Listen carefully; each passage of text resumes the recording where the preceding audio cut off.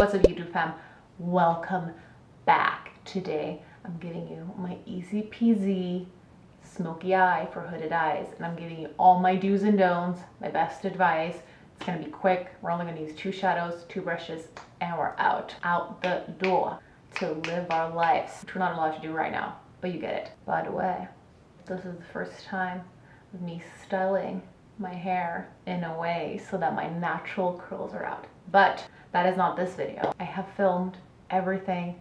It's gonna be out there. I'll link it once it is. This video is not about that. This video is about you doing your own bomb eyeshadow. You can thank me later. Sir? Sorry, I know he's just trying to do his very important job and I'm just over here talking about makeup while the world is burning. This is a hooded eye tutorial, so I do want to quickly throw in there that hooded eyes are beautiful. I think they're very beautiful. I think that a lot of looks look great on hooded eyes like this one. I know it's some to try to do liner on them, but liner is not everything. You don't have to do winged liner. You can do things like this. All right, cool. Don't forget to subscribe right here. But actually right here somewhere. Actually, I think it's on this side. Anyways, let's get into the video. Before I jump into the tutorial, I just want to make a few quick disclaimers. One, that I tried a new self tanner last night and ended up with orange spots all over my neck and my face. Yes, absolutely yes. Do I regret it? Also, yes, absolutely yes. Second thing, have I had a lot to do lately, so I've completely bit down my nails to a non-existence, and you will see it throughout this whole tutorial. Absolutely yes as well. Do I wish that I could just grow the up and stop biting my nails? I think you know the answer to that. Third thing, I know I don't have hooded eyes. I know I don't have a monolid. I have a semi-hooded eye, so when I relax, almost all my lid space goes away. But I do know the principles of how to do a smoky eye on a hooded eye, and that is what I'm showing you today. So if you're here to complain about the fact that I don't have a hooded eye, give up right now, because what will happen when you post a comment is I will very politely tell you to f off. So now let's get into the tutorial. First thing that you always want to do is prime your eye. If you have a hooded eye, you have this overhanging crease on your eye and it's either covering your lid, aka laying on top of your lid. You need your eyeshadow to stay put. Use a primer. However, don't use this one. This is the NYX Proof It Waterproof eyeshadow primer. I hate it. It's okay if you apply the right amount, but if you apply a little too much, it becomes sticky and the shadow basically becomes patchy, which is exactly what you want not to happen with an eyeshadow primer. So I can't recommend this one. What I do recommend is something that actually has a color to it. This one is see-through, but if you can find something that is your skin color, that's even better. Especially if you're a beginner, that's great because it'll cancel out whatever color or undertones you got going on. So, you know, starting with a blank base is easier for you if you're a beginner. So I'm just gonna apply a tiny bit of this and let that dry. Just gonna tap this in until it dries because we don't want any patchiness, right? Don't use concealer. I know that I use concealer in like all of my videos, which I need to get better at it. Some of them work fine, but some of them are, you know, they're not made to sit on your eye the entire day and, you know, hold. Because with most concealers, when you put them under your eyes or on your face, wherever, you powder them for them to sit. So if you're going to use a concealer, please also put like an eyeshadow or powder on top of that, because that's your way of setting it. The second thing that you want to think about is using very precise brushes. If your eyes are hooded, chances are that the spaces on your eye that you're working with are very small. So I like to use a smaller brush like the one on the bottom, which is a little bit fluffy, so you can easily place color with that. And then a small blending brush like the one on the top. Using big brushes is just less control. So that's why you want small, precise ones when you're doing a look that is a bit more structured and where placement is very important. The palette I will be working with today, this is very dirty. This is my old and beloved, say it with me guys, Anastasia Modern Renaissance palette. How I didn't even have the decency to clean this up before I did this tutorial, I don't know. Call me lazy, because that is flat out what I am. But we're going to use warm taupe as our transition shade, this one right here. And then we're going to use Cypress Umber, which, look at that, I hit pad, to deepen our crease. And maybe we'll go in with Tempera, which is just this bonish white color, which can work. I'll tell you later how it will work. I'm going to grab my smaller fluffy brush, and I'm going to dip this into warm taupe. Always tap your brush off. You always want to work in light layers, especially if you're a beginner. You never want to bring too much product on your eye at the same time, because the more you do, the more difficult it'll be to save. So you will save yourself time and anger management classes if you just take it slow. The thing about a hooded eye is that the skin is very prominent, and this crease, since it's so long and goes so far down, it's kind of making our eyes look droopy. You want your eye to look a little bit, kind of carved in, hollowed out, contoured, which is why we're using this technique right here, because it lifts our eye and it makes it look deeper and more open and more fresh, woken up. I've had tons of sleep. I drink 2 gallons of water every day.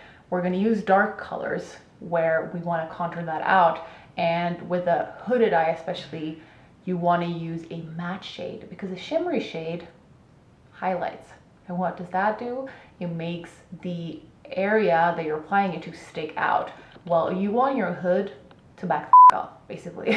You want it to go back in, which is why we're using a matte color. So that's the next thing. Always use matte shades in your crease when you're doing makeup on a hooded eye if you want it to look more contoured and lifted. So I'm going to grab that taupe color, and the next thing is placement. So wherever your hood or the overhanging crease, the skin that's hanging over your lid, is the heaviest, is where you want to start, and that's where you want most of the product, and that's where you want the darkest product, right? But we're starting with the lightest shade, which is the taupe shade, and so I'm going to place it right here, which is not at the end of my eye, it's a little bit before that, and that's where it's the most heavy for me, right? You already see a little bit of that shadow. So I'm just placing it right in that crease. What you can do is you can tilt your head backwards, put your brush in there, and look forward, and you'll see it's right in your crease in the hollow of your eye. And look at that. That's your start placement. Then you start blending. And you blend gently. You don't pull or tug too much. You're doing circular motion. I always blend my shadow inwards and upwards. And just blend until you feel like it looks blended. The reason why, and I say this in my videos all the time, the reason why we aren't placing this shadow all the way out in our outer corner is because the further you go out on a hooded eye, the more the skin is pointing downwards. And if you want to give your eye a lift, you should place it before it goes, before the angle of your lid is like going way too much down. So that's why I'm placing it here and not here, which is the end of my eye. I'm going to grab a little bit more of that taupe, and I'm going to pull it a little bit more in, because I like to deepen my crease all the way in. But what you don't want to do with this dark color is you don't want it to go on your lid. You want to keep your lid a light color, because that opens your eye up more. Okay, I'm happy with the taupe, so now I'm going to go into that Cypress Umber color. I'm once again picking this small, more precise shadow, and I'm taking the tiniest amount, and I'm building this upwards. So once again, I'm going in with where my crease or my hood is the heaviest. What I'm doing with this dark shadow is I also connected down to my lash line, just like the outer third maybe, because that is really what gives this eye a smoky look. It's that smokiness on the top of your lash line. And as you can see, I'm kind of keeping it a little bit round right now, but later on with blending, it's going to get a little bit more like an outer V shape, like this one, that's kind of pulling the eye upwards in that V-shape angle. You want to go ahead and blend. Oh, my hair is now everywhere.